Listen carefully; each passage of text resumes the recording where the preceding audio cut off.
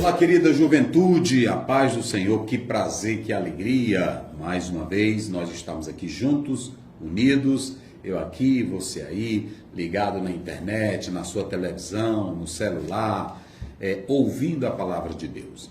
Estamos tratando sobre a carta de Tiago a respeito da verdadeira religião, ok? E lembrando a todos que no nosso curso teológico eu escrevi uma matéria, tratei uma matéria especificamente tratando sobre a religião, na definição bíblica, na definição filosófica, na definição teológica e assim.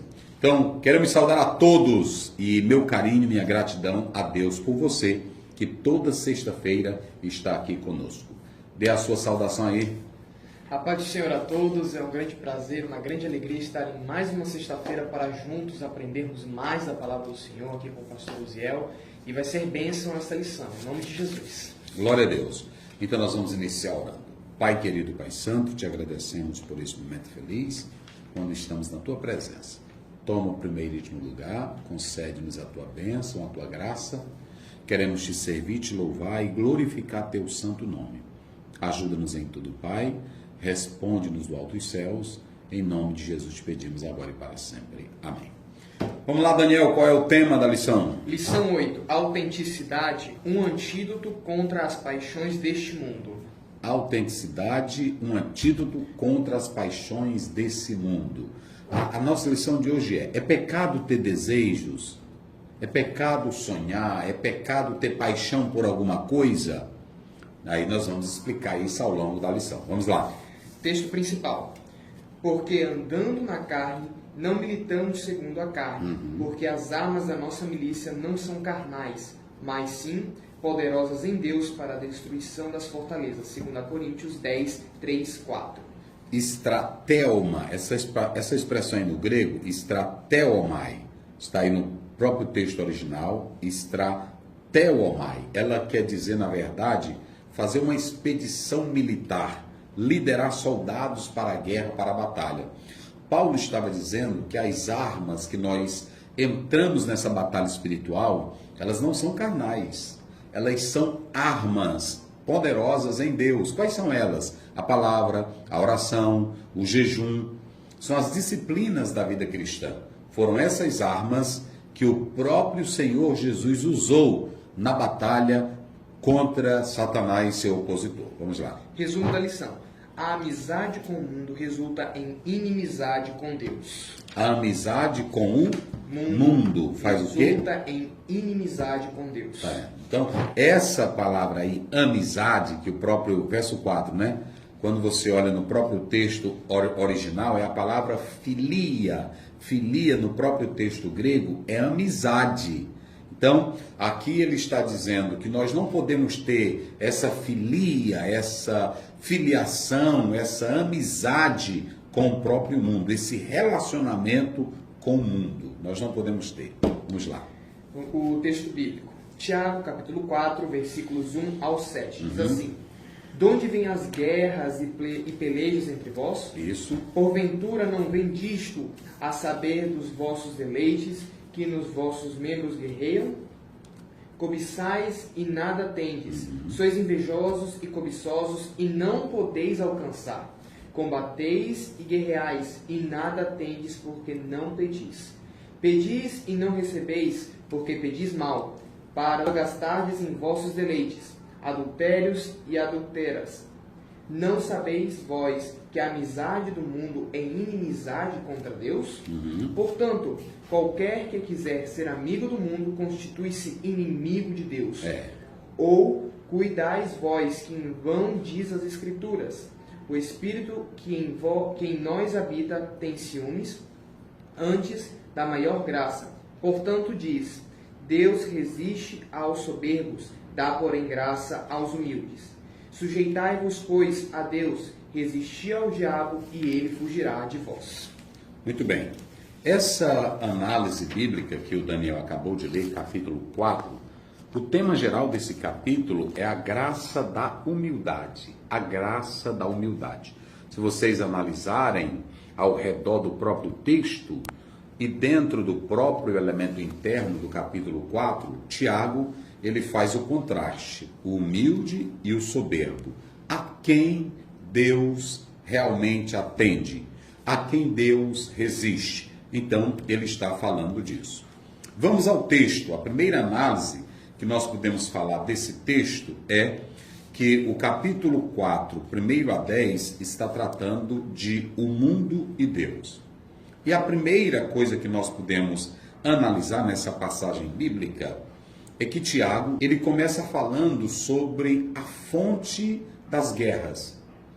Jamais pegue essa expressão guerras, como está aqui no próprio texto, de onde vêm as guerras. Ele não está falando aqui das guerras de um país contra o outro, ele não está falando da guerra de um grupo de multidões de pessoas, ele está falando de guerras internas que estariam acontecendo dentro da eclésia.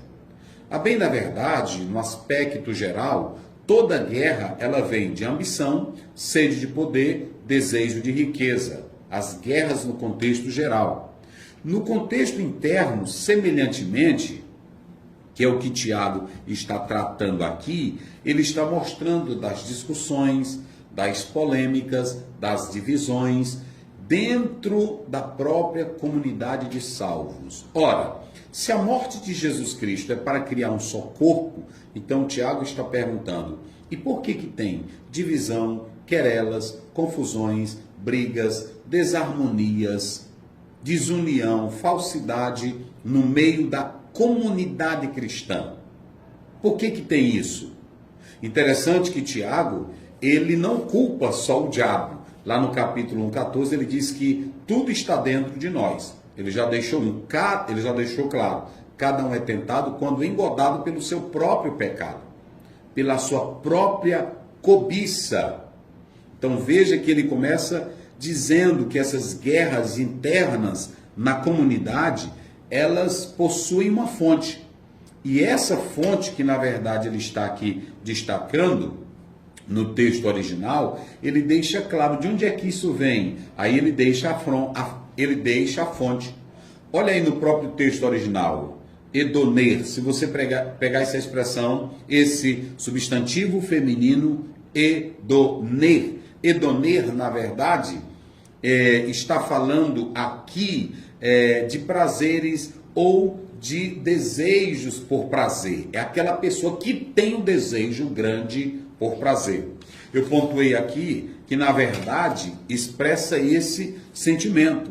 Então, Tiago está dizendo que essas guerras, esses conflitos, essas divisões, essas contendas, tudo estava acontecendo no meio dos cristãos por causa dos deleites ou dos prazeres, edoner. Que esse edoner aqui, no conceito bíblico, está falando de desejos egoístas, desejos pecaminosos, desejos da velha natureza, diferente daquele desejo que é plantado por Deus pela nova natureza.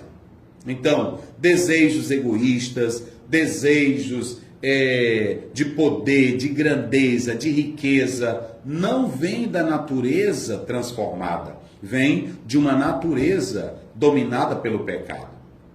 Então, Tiago, ele está começando isso aqui, mostrando a fonte. Ele está mostrando a fonte, que na verdade aqui é a fonte que não está transformada. Então, a fonte das guerras, das divisões, das contendas, começa com essa palavrinha chamada desejo. Ok? E é muito importante a gente frisar sobre os desejos, que há desejos dentro do nosso coração, há desejos implantados por Deus em nós. Agora, se vocês analisarem a própria palavra de Deus, as Escrituras Sagradas, quando você vê um cristão sem Deus, ele mostra quais são os desejos de um coração não transformado. Olha aí, Daniel vai me ajudar aqui, Mateus capítulo 15, verso 19, você vai ver o que diz a palavra de Deus sobre a fonte. Vamos começar com a fonte. Mateus 15, 19. Diz assim: Porque do coração procedem os maus pensamentos, mortes, adultério, prostituição, furtos, isso, falsos testemunhos sim, e blasfêmias. Tá vendo? Isso aqui tudo procede de um coração que não é transformado. Então, o que Tiago está pontuando aqui? Ele está mostrando que a pessoa que não tem a fonte pura, a pessoa que não tem uma fonte agradável. Vocês se lembram que ele disse que de uma mesma fonte não pode sair água doce e água salgada? Ele continua esse mesmo argumento.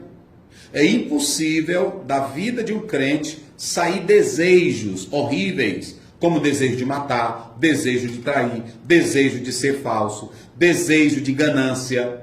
Então, Tiago está pontuando isso claramente para nós. É impossível. A natureza de Cristo, ela é conflitante com a natureza do mundo. Não podem habitar no mesmo ambiente, no mesmo corpo. Não tem como habitar a natureza espiritual e a carnal. E isso está claro em Tiago, quando ele diz andai em espírito. Quando você lê Tiago 5, 19 a 21, e aí você vê o 22, você tem ali a luta, a militância, a batalha entre a carne e o espírito. Então a primeira coisa, tudo vem de desejos impuros. Você vê que tem mulher, tem marido que diz assim, não, perdi o desejo de amar minha esposa. Ele não sabe crucificar seus desejos em Cristo. Ele deixa que o desejo lhe domina. Vamos dar um exemplo. O próprio Deus disse para Caim, o desejo está em ti, cumpre a ti dominá-lo. Se a gente for ouvir os nossos desejos, que são pecaminosos fora da palavra de Deus, nós não vamos viver. Ah, você tem desejo de traição, você tem desejo de tanta besteira. E se você for ouvir seus desejos, tem pessoas que dizem, eu não tenho culpa, eu tenho que ouvir meu coração. E quem foi que te disse que teu coração presta? Hein? Quem foi que te disse que teu coração presta? Ah, meu coração agora não quer mais meu marido, meu coração não quer mais minha esposa. Ah, eu não tenho mais desejo de ir para a igreja. A Bíblia diz que nós temos que crucificar os nossos desejos em Cristo. Gálatas 2:20, não mais eu, mas Cristo em mim. Eu não tenho que me guiar pelos meus desejos egoístas, narcisistas, interesseiros. Muito cuidado com essa questão. Hoje, a sociedade, ela está mais ouvindo os desejos. E uma carne sem Deus, uma natureza sem Deus, é um vulcão que às vezes pode entrar em erupção, pode explodir com os desejos carnais. E quais são os desejos carnais? Vamos ver isso aí, Gálatas 5. Quais são os desejos carnais, pastor Zé? Vamos lá, Gálatas 5, nós vamos ler do 19. Olha o que Paulo diz nessa carta. Vamos lá. Gálatas 5, 19. Diz assim. Porque as obras da carne são... As obras da carne, os desejos da carne. São manifestas as quais são prostituição, impureza, lascívia, sim, idolatria, sim, feitiçaria, sim, inimizades, porfias, emulações, iras, pelejas, dissensões, heresias, invejas, sim, homicídios, bebedices, glutonarias e coisas semelhantes a estas, acerca das quais vos declaro, como já antes vos disse, que os que cometem tais coisas não herdarão o reino de Deus. Então veja que o Tiago, agora o próprio Paulo, eles são semelhantes no pensamento. Então note que aqui são as obras da carne. Então o desejo não tem que me dominar. Eu tenho que dominar. Tem desejos que você deve reprimi-los, que você deve sufocar a carne. Não, isso não é de Deus. Deus não está nisso. Então, você não tem que ser liderado por isso. E Tiago está mostrando que o problema está na fonte. O problema está na fonte. A segunda coisa é que ele diz no verso 2, olha como é que diz aí, vamos lá. Verso 2 de Tiago, né? Olha aí. Cobiçais e nada tendes. Sim. Sois invejosos e cobiçosos e não podeis alcançar. Combateis e guerreais e nada tendes, porque não pedis. Epitumeo, essa palavra epitumeo aqui no grego, é virar-se para uma coisa, é desejo, é ansiar, é cobiçar. E se vocês entenderem, Tiago, a segunda coisa que ele está mostrando aqui nesse texto para nós, é algo muito sério. Nós vamos analisar desejos que matam. Pastor Ziel, o que é isso? Desejos que matam. Tem coisas que eu quero conseguir, que eu quero para mim, e quando eu não consigo, eu mato. Eu mato com a língua, eu mato com comentários infelizes, eu mato falando mal da pessoa. Por exemplo, tem aquela pessoa que tem uma boa fama, que é benquisto, que é respeitado, que é conceituado. Eu não tenho, mas eu quero aquilo, eu cobiço aquilo. E como eu não tenho, então eu começo a matar. É isso que Tiago está dizendo aqui. Por isso que ele diz, vocês cobiçam, não é isso? E nada consegue. Olha aí, como é que diz? Cobiçais e nada tendes. Então por que tem a inveja? Por que vem inveja, pastor Zé? Lá eu vou te dizer, a inveja vem porque tu não tem o que o outro tem e tu quer combater quem tem. Não é isso que ele está dizendo aí? Cobiçais e nada tendes. Aí vem a inveja, não é isso? Aí vem a ambição, aí vem, não é isso? Lê aí de novo, olha. Cobiçais e nada tendes. Sim. Sois invejosos e cobiçosos e não podeis alcançar. Então, se eu não posso alcançar esse desejo ilegítimo, ilegal, diabólico, carnal, então eu vou matar. Eu vou matar. Eu mato com a língua, eu mato com a fofoca, eu mato com os ideais errados. Porque eu tô louco, gente. O maior problema é quando eu quero. Eu quero ser famoso a todo custo. Então, eu faço mandinga, eu invento coisa, eu boto isso, eu vou atrás, eu pago fulano, eu pago alguém para... Se eu não consigo, eu tenho inveja, eu pago fulano para criticar o outro, para inventar história, para detonar. Rapaz, é negócio sério, né? E pode chegar até o ponto de não matar com palavras, mas matar com ações, chegar a matar alguém. Matar mesmo, literal. Eu conheço casos de pessoas que a inveja era tão grande. Eu li uma história de um comerciante, li não, em uma cidade aqui do Maranhão, um comerciante tinha tanta inveja do outro que vendia bem, que ele mandou matar o outro comerciante. Porque ele estava crescendo. A ambição. E isso acontece no nosso meio. Olha pra cá, vai pra cá. E se tu tá aqui e tu fica dizendo, esse pastor fala mal da igreja, não foi que tu já viu falando mal da igreja? Onde foi que tu já viu falando mal de um crente? Eu falo mal é dessa natureza desgraçada, miserável. É desse espírito, esse espírito que ele está... Se vocês observarem, isso aqui é sério. Isso aqui é muito pesado. Como eu não consigo, na minha ambição, na minha ganância, nessa cobiça, como eu não consigo, aí eu vou fazer o quê? Eu vou matar. Mato com a língua, mato na internet, mato em grupo, mato até literalmente. Aí Tiago, ele está falando, e eu li um autor que diz, não tente suavizar essa tradução aqui não. Ele está dizendo, é isso mesmo. Tiago, ele está mostrando a condição de uma comunidade fora de Deus. Aonde os prazeres, os desejos cobiçosos falam forte. É a moça que para realizar o prazer dela, ela se droga. É a moça que em nome do prazer, ela tem noitadas de sexo e quando engravida ela mata a criança. É o rapaz que é num desejo louco, como um cavalo desenfreado, quer fazer sexo de todo jeito, acaba com a moral da jovem, destrói a vida dela. Isso é o mundo nosso.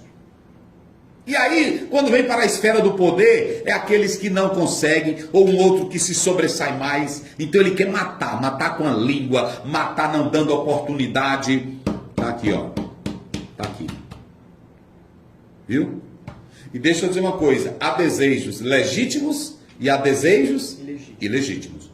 Quais são os desejos legítimos, pastor Zéu? É quando eu estou em Deus, minha natureza é pura. Eu quero trabalhar, eu quero constituir família, eu quero crescer na vida, eu quero ter uma casinha para mim e para os meus filhos, eu quero que meu filho se forme, eu quero que minha filha se case bem, eu quero comer uma comida maravilhosa. São desejos o quê? Legítimos. Mas isso aí também só são legítimos quando eu procuro a vontade de Deus. Porque nem tudo que é legítimo também não quer dizer que Deus vai me dar. Entenderam? Por exemplo, é legítimo uma pessoa crescer, ter um nome? É. Agora, às vezes, Deus quer isso para mim? Não. O que pode ser legítimo para um, pode não ser legítimo para mim. Porque eu posso estar ali naquele poder e usar já o poder para atrapalhar os outros. Ah, é desejo ser rico? Pronto, é um desejo seu, eu vou trabalhar, porque a Bíblia diz que os que querem ser ricos na ganância, na carnalidade, vão se dar a corrupção, a mentira, vão se dar a falsidade. Agora, quem na verdade busca Deus, os prazeres que você tem, você não quer realizá-los só para o seu bem próprio, para o seu querer. Você quer realizar o seu prazer só segundo a vontade de Deus. Casar é uma coisa boa, é ou não é? É uma coisa boa, sim. E é do desejo de Deus que eu seja feliz. Que eu tenha uma esposa, que tenha uma casa, que você seja feliz. Mas tem coisas que nem sempre, ainda que sejam legítimas, não são para mim. Então Tiago está mostrando aqui desejos ilegítimos. Quais são os desejos ilegítimos? Da natureza não transformada. Quando você cobiça e quando você não tem, você mata para ter. Desenfreado, é louco para ter fama, é louco para ter poder, é louco para ter grandeza. Cuidado com esses desejos. Aí como não consegue, aí eles não conseguem alcançar, então a Bíblia diz que eles se tornam invejosos, ambiciosos, e aí entra essa guerra. O texto, olha aí o texto 2, vai, diz aí. Cobiçais e nada tens, sois invejosos e cobiçais e não podeis alcançar. Combateis e guerreais e nada tens, porque não pedis. Então Deus deseja, aliás, Deus realiza desejos legítimos? Sim, mas deixa eu dizer mais. Nem todo desejo legítimo Deus vai realizar. É por isso que eu tenho que orar, como diz 1 João 5,14. Se orarmos segundo a vontade do Pai, Ele nos concede. Se pedirmos alguma coisa segundo a sua vontade. Porque ainda que seja legítimo, nem tudo que é legítimo Deus vai me querer conceder. Então, eu tenho que saber qual é o momento de Deus, eu tenho que saber qual é o projeto de Deus para a minha vida. É por isso que eu oro sempre a oração que Jesus ensinou. Mateus 6,10. Venha o teu reino e seja feito o quê? A tua vontade. É por isso que eu oro como Jesus, Mateus 26. Do 36 a 42, você pode ler. Jesus disse 3 vezes, faça-se a tua vontade. Então, temos desejos ilícitos, todos eles são reprovados pela Bíblia. E nós temos desejos lícitos, que são aprovados pela Bíblia. Mas nem todo desejo lícito Deus vai trazer para a minha vida. Então, eu tenho que buscar a vontade de Deus. A segunda coisa é o verso 3, vamos lá. Pedis e não recebeis, porque pedis mal, pedis e não recebeis, porque pedis mal, para o gastardes com vossos deleites. Para esbanjar. Olha aqui, ó, essa expressão dapanao, no grego, que é um verbo aqui, dapanao, quer dizer em um sentido ruim. Eu já peço, como eu tenho uma natureza pecaminosa, eu não vou pedir bom, porque eu já sou ruim. Eu já peço no sentido maléfico.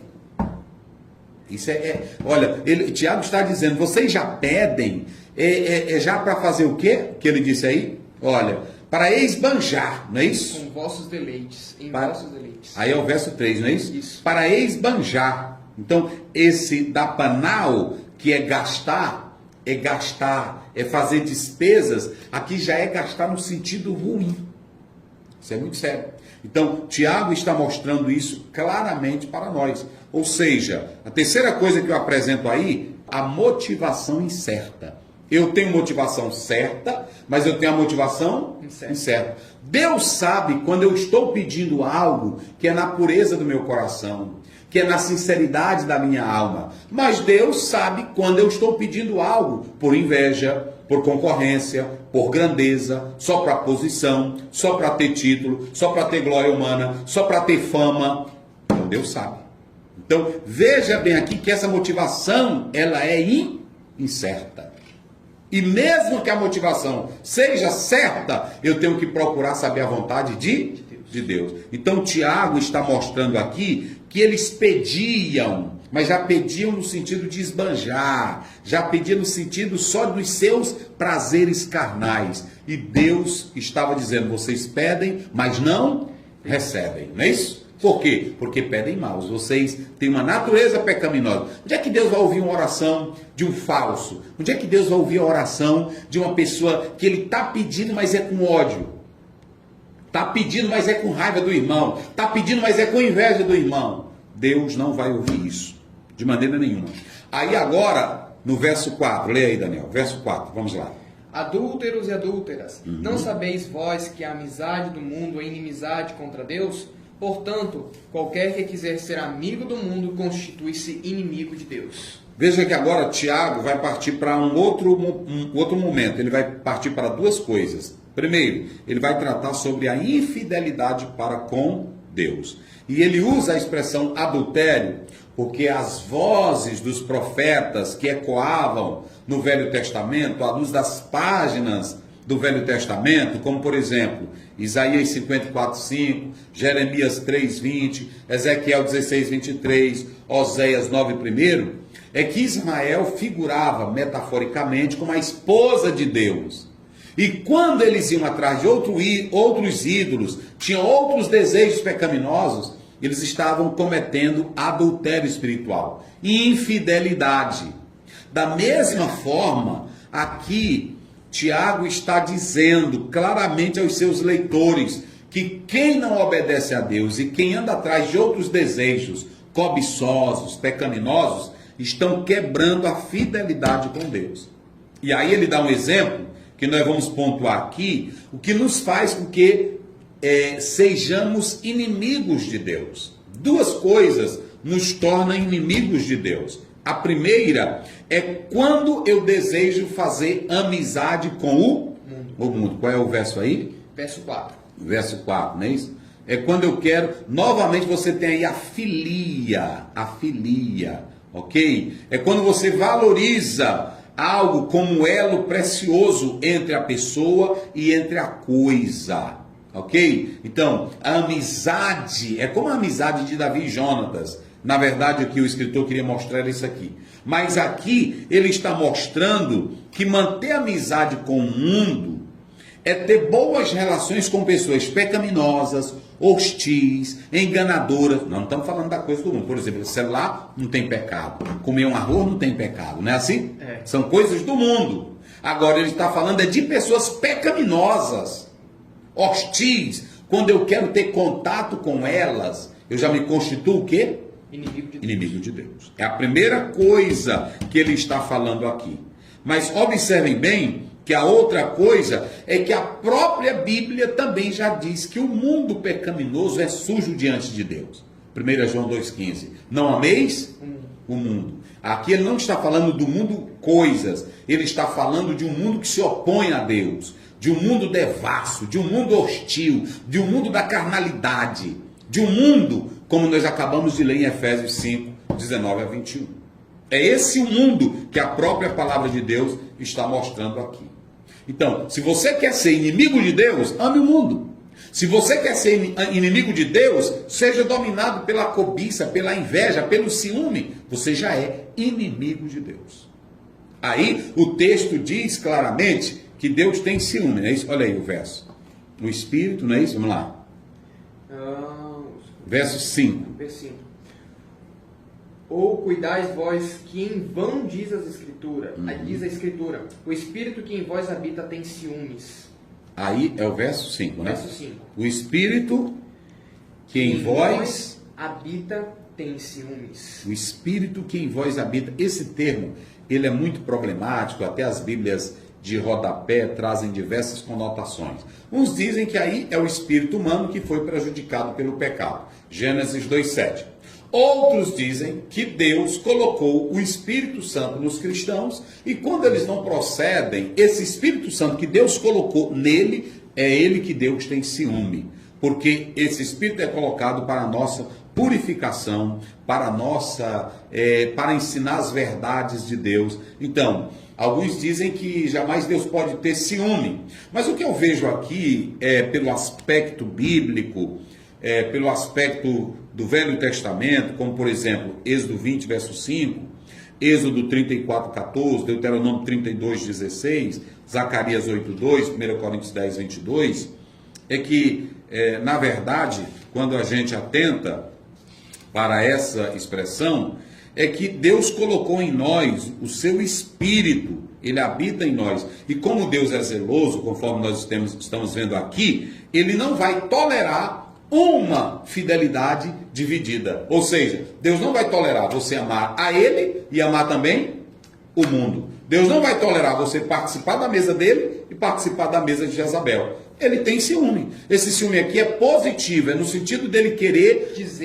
dizê-lo, dele querer que nós vivamos, não é isso? Que nós vivamos conforme a própria vontade dele, a própria palavra dele, né? Vamos ver aí, é o verso 5, né? Essa expressão aí que aparece no texto original, não, essa palavra, ciúme, ela não está nesse sentido negativo. Então, o que nós podemos observar aqui é que, na verdade, Deus não tolera essa divisão, ok? Verso 6, vamos lá. Antes dá maior graça. Portanto, diz, Deus resiste aos soberbos, dá porém graça aos humildes. Esse é o 6, não é isso? Antes Deus concede maior graça, charis do grego, né? Quando você observa essa expressão aí, graça, essa graça, charis do grego, é aquilo que dá prazer, é aquilo que dá alegria, é aquilo que traz encanto, é aquilo que é de boa vontade, é favor, fala de algo amoroso. Esse é o sentido da palavra graça. Só que aqui nós podemos observar que Deus sabia que era por demais difícil em um cristão viver dedicadamente para ele em um mundo mau. São muitas lutas, porém, ele dá maior graça para vencer esse mundo mau, para você sentir algo bom, ele dá a graça dele. Por isso que Paulo diz em 1 Coríntios 15:10, pela graça de Deus eu sou o que eu sou. Então, ele concede essa graça para fortalecer, ele concede essa graça, é interessante que é a graça gratuita, que na verdade ele coloca à nossa disposição para nos tornar humildes, para usar do seu favor para conosco. Isso é muito interessante, gente. Ele nos ajuda com essa graça. E quando essa graça está em nós, nós não nos tornamos soberbos. Olha aí como é que diz o verso. Vamos lá. Deus resiste aos soberbos, dá porém graça aos humildes. Parte B do versículo. Deus resiste aos soberbos. O soberbo aqui, se vocês analisarem, hiperefanos, essa expressão hiperefanos do grego, ela quer dizer alguém que se acha superior aos outros, alguém que quer sempre estar acima dos outros, que quer exercer a preeminência. É negócio sério. É alguém que quer ser estimado exageradamente, quer ter mérito demais. Está em cima de tudo. Que está em cima de tudo. Ele quer ser o bambambam, ele quer que todo mundo lhe aplauda. Espírito da soberba. E esse espírito da soberba estava em diabo, no Lúcifer. Eu subirei e serei mais alto. Então, muito cuidado. Agora, veja a diferença. Enquanto você vê que você, nesse mundo mau, nesse mundo pecaminoso, dominado por esses desejos errados, você quer vencer, você depende da graça de Deus. E para depender dessa graça de Deus, só se for humilde, não é isso? Só se for humilde. Como é que ele diz aí? O verso 6, pode ler aí. Antes da maior graça, portanto, diz, Deus resiste aos soberbos, dá, porém, graça aos humildes. Aí você tem um adjetivo, tapeinos, esse tapeinos do grego, que não se levanta do chão. E eu uso ao som da palavra tapeinos, é a palavra tapete. Pode ser tapete, os melhores tapetes vêm da Pérsia, né? Tem tapetes aí que são luxuosos, mas todo tapete bonito fica aonde? No chão. No chão. Então tu pode ser o melhor tapete, mas tapete é pro chão. Pronto. Tapete é pro chão. Então o que nós podemos ver aqui claramente é que nessa metáfora é uma condição humilde, de baixo grau, ok? Que não quer se levantar do chão, que não se acha o tal. Então, quem depende da graça de Deus é porque nunca se acha grande. Quem depende da graça de Deus nunca se acha importante, nunca se acha poderoso. É isso que ele está mostrando aqui para nós. Quem é soberbo sempre se acha autossuficiente. Mas quem é humilde sempre vai saber que depende da graça de Deus. Vamos lá, Dani. Verso 7, já lemos? Não, agora vamos lá, 7. Sujeitai-vos, pois, a Deus, resiste ao diabo, e ele fugirá de vós. Sujeitai-vos, pois, a Deus. Deus. Só se sujeita a Deus quem é humilde. E aí a expressão hipotasso do grego, subordinar, é se sujeitar é se colocar em sujeição, é se submeter ao controle de alguém. Aqui está falando, esse termo aqui, ele é militar.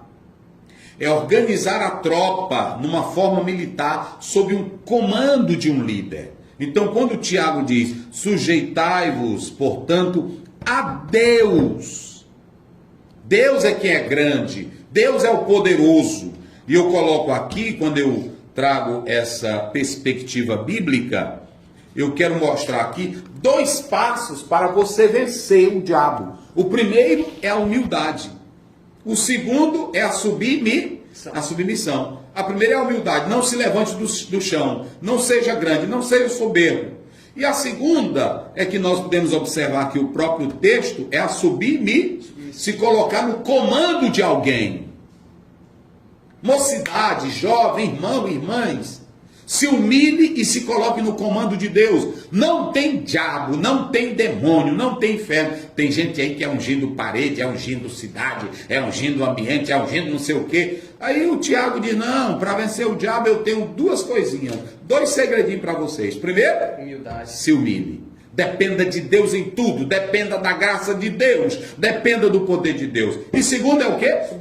Submissão. Se submeta que você vai ter vitória. Olha aí, rapaz, não é isso? Aí é o verso 7 que você leu, né? Isso. Aí o diabo, vocês sabem muito bem que essa palavra diabo aí, esse adjetivo diabolos, que na verdade é o difamador, é o caluniador, é o acusador, é o falso. Tiago está dizendo, se vocês fizerem essas 2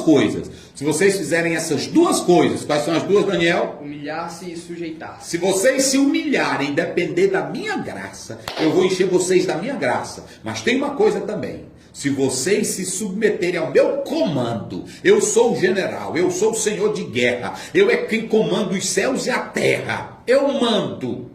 Se vocês se submeterem ao meu comando, então o diabo vai fazer o quê? Fugirá de vós. Eita. Pastor, o que eu faço para o diabo fugir? É só tu fazer essas 2 coisinhas. Quais são as 2, Daniel? Humilhar-se e sujeitar-se a Deus. E ele? Fugirá de vós. Ele fugirá de vós. Felgo é fugir, é tentar escapar. Então o diabo não tem. Tem irmão que anda, eu tenho que botar isso atrás da minha casa, eu tenho que dormir com isso aqui, eu tenho que abrir a Bíblia no Salmo 91, eu tenho que botar o Salmo 121. Não, você tem que ler a Bíblia e crer na Bíblia. Agora, o segredo para vencer o diabo, quais são os 2? Humilhar-se e se submeter, não é isso? Pronto, vamos lá, verso 8. Verso 8, vamos lá. Agora nós vamos ver os imperativos de Tiago para que você viva vitoriosamente. Chegai-vos a Deus, e ele se chegará a vós. Limpai as mãos, pecadores, e vós de duplo ânimo, purificai o coração. Agora veja os imperativos. Nós temos 8 imperativos. E aqui nós podemos observar que Tiago começa dizendo, primeiro, limpai. Mas antes ele já disse, sujeitai-vos a Deus. Humilhai-vos, não é isso? Ele vem com esses categorismo imperativos. Humilhai-vos, sujeitai-vos. E agora o que ele diz aí no verso 8? Limpai as mãos. Limpai as mãos. Ou seja, tenha uma conduta visível. Que as tuas mãos não sejam sujas, corruptas. Purificai as mãos. Que as tuas mãos não participem de tramas. Tramóia. Trambique, como é que eles falam? É isso. Não participe de coisas enganosas, mentirosas. Mãos limpas. E o que mais, Daniel? O que ele diz aí? Limpai as mãos. O que mais? E vós de duplo ânimo, purificai o coração. O coração aqui está falando das motivações. É do teu coração. Se o teu coração for limpo, você é limpo. Mas se for sujo, é como está em Mateus 15, 19. Adultério, prostituição, falso testemunho, vai surgir de você. Aí você tem um homem, no verso aí, de duplo ânimo. Ou seja, esse duplo ânimo aí que ele falou é a lealdade dividida. Está na igreja, está no mundo. Diz que adora a Deus, tem pecado escondido. O que eu coloco aqui é que quem quer manter amizade com Deus, olha isso, quem quer manter amizade com Deus, quem quer manter amizade com Deus, não pode ter nada do mundo, não pode ter um coração sujo, não pode ter uma mão limpa. E aí entra o verso 9 para a gente fechar. O que ele vai? Senti as vossas misérias, e lamentai e chorai, converter-se vosso riso em pranto, e o vosso gozo em tristeza. Muito bem. Então, essa última ordem imperativa é que ele está fazendo um chamado ao arrependimento. Ele está dizendo aqui, chorar e lamentar. Vocês sabiam que chorar e lamentar é melhor do que o riso? Só que esse riso aí, é aquele riso daqui é frívolo, é aquele riso de uma comédia sem sentido, mas o melhor choro é o choro quando eu reconheço os meus pecados. O melhor choro, o melhor lamento é quando eu choro os meus próprios pecados, desejando Deus na minha vida. Ok? Fechando aí, vamos lá? Pode ler aí. Introdução. Sem amizade com o mundo. Tudo vem de dentro de nós e não de fora. Mateus 15:19. Então, preste bem atenção. O pecado não mora do lado de fora. Mora de onde? Do lado de dentro. Do lado de dentro. Saia de dentro de você. Jesus disse que o que contamina o homem não é o que? Entra. Mas é o que? Sai. É o que sai. É o que sai que não presta. Pronto. A mulher está do lado de fora. O carro está do lado de fora. A terra está do lado de fora. O ouro está do lado de fora. Mas são coisas neutras. A questão é, como é que eu estou olhando para essa mulher? Como é que eu estou olhando para esse ouro? Como é que eu estou olhando para essa terra? Ambição? Ganância? Então o problema não mora do lado de fora, é de dentro. A busca dos desejos sem Deus. Eclesiastes 9:11. Pronto, a Bíblia diz, goza a vida, aprecie a natureza, goze, aproveite tudo, mas saiba que de tudo Deus te pedirá Contas. contas. Mantendo a fé intacta. Submissão, humildade e oração. Então, para se manter a fé intacta, pura, não comprometida, você tem que fazer o quê? Submissão, humildade e oração. Primeiro, coisas que atrapalham nossa comunhão. Motivos errados. Sim. Busca por satisfação e prazeres carnais. Tá vendo? Infidelidade espiritual. Adultério. 1 João Isso. 2:15-16. Isso aí são coisas que atrapalham a nossa comunhão. Porque se os meus desejos são pecaminosos, como é que eu vou dar certo com o irmão que o desejo dele é puro? Eu posso estar na mesma igreja, sentar no mesmo banco, mas às vezes o irmão que está bem aqui, o coração dele é puro. E o outro é egoísta. Como é que ele vai dar certo? É por isso que quando tem reunião, você levanta, às vezes levanta um crente que tem um bom plano. Olha, irmão, vamos evangelizar. Aí quando você não é puro, não é salvo, precisa isso não. Já o teu desejo é pecaminoso. Então, quer manter a comunhão? Desejos puros. Vamos lá. O que os valores do mundo promovem? Ambição, Isso. inveja, discórdia, orgulho, prepotência, outras crises. Por isso que João diz, não ameis O mundo. o mundo, porque os valores do mundo sem Deus são pecaminosos, são egoístas, presunçosos, soberbos. Nenhum desejo mundano promove a glória de Deus. O que esses valores fazem na igreja? Inveja, rivalidade e conflitos. Esses valores, se alguém vem para a igreja dominado pelo mundo, ele vai ser uma pedra de tropeço na igreja, porque os valores dele são mundanos. A ambição, a inveja, o ciúme, a contenda, o fuxico, é mundano. Ponto 2. As consequências da inimizade com Deus. Letra A. O Espírito que em nós habita. Letra B. Isso, o que acontece? As consequências. Deus colocou o Espírito dele em nós, mas como eu estou no mundo, aí tudo vai passar a estar corrompido. E ele colocou o Espírito Santo para nos lapidar para ser como Jesus. Vamos lá. Letra B. A graça que Deus nos dá e as referências na tela. Isso. Letra C. Não basta combater os sintomas, mas sim a causa. Porque às vezes eu estou batendo aqui, olha irmão, esse irmão está aqui, eu tenho que analisar que aquela inveja dele tem uma causa. Às vezes eu só estou vendo os sintomas, não é isso? Isso. Mas a causa está lá dentro do coração, natureza velha, pecado, vida ruim. Vai lá. 3.